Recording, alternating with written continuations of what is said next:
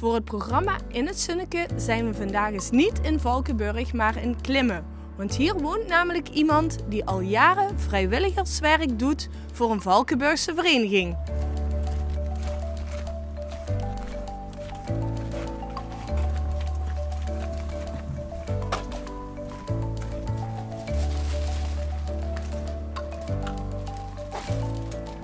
Goedemorgen. Mooi.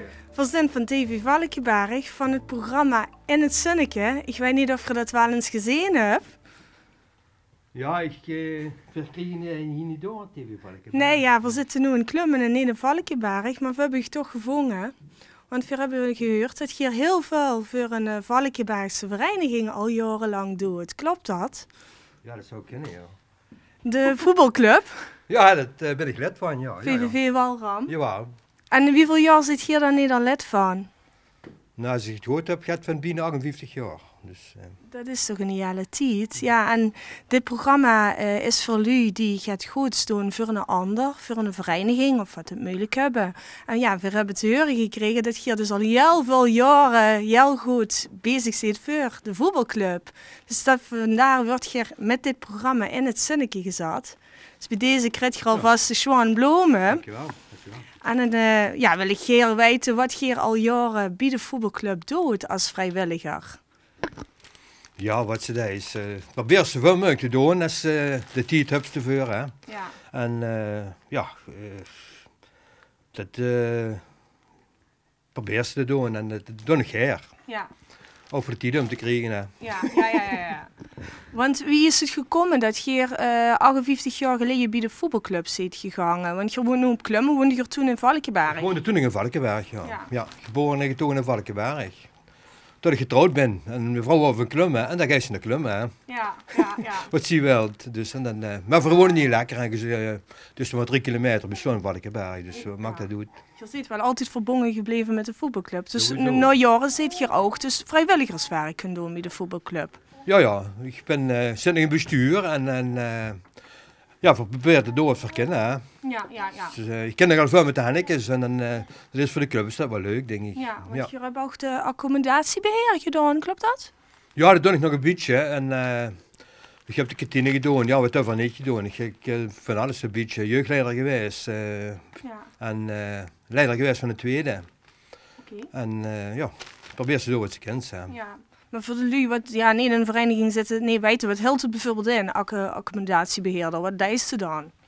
Ja, wat dat is. Kijk, er is een veld dat moet belijnd worden. Er zijn natuurlijk dingen, en zeker nog de watersnood, wat we gehad hebben. Dus dat we veel onderhoud houden. En dat hebben we nu nog. We proberen nu, en zeker wie in de voorzitter er goed achter zit, met eigenlijk een nieuwe accommodatie hebben. Want die is zo slecht van ons. Dus het enige wat eigenlijk nog redelijk goed is de kantine, denk ik. En de rest wel vrijelijk van nu. En zit de voorzitter heel goed achteraan, moet ik zeggen. Dus Ja.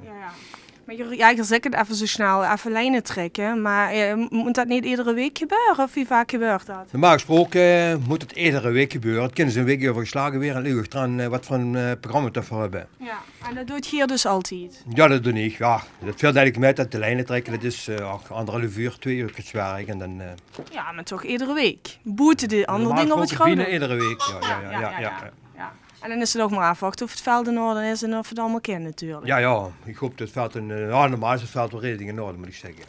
Ja. En je bent ook scheidsrechter geweest, of nog steeds? Ik heb ook gefloten, ja. En dat... Nee, dat doe ik niet meer. Dus dat wil ik eigenlijk aan de jeugd een beetje overlaten. Dus, ja. En als bestuurslid, wat doet je dan nu op dit moment nog bij het bestuur?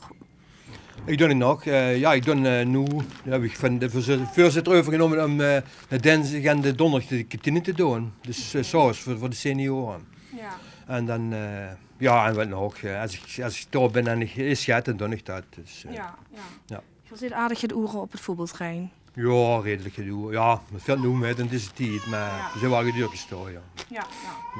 Nou ja, namens de voetbalclub, namens het bestuur willen ze Giever bedanken dat je al dat werk doet. En bij deze wordt je deze keer in het Zonneke gezet. Ja, dankjewel. Dankjewel. En ga ze door. Dank je, ik zal proberen, ja. Dankjewel. Dit was weer een aflevering van In het Zonneke. Kent u ook iemand die dit verdient?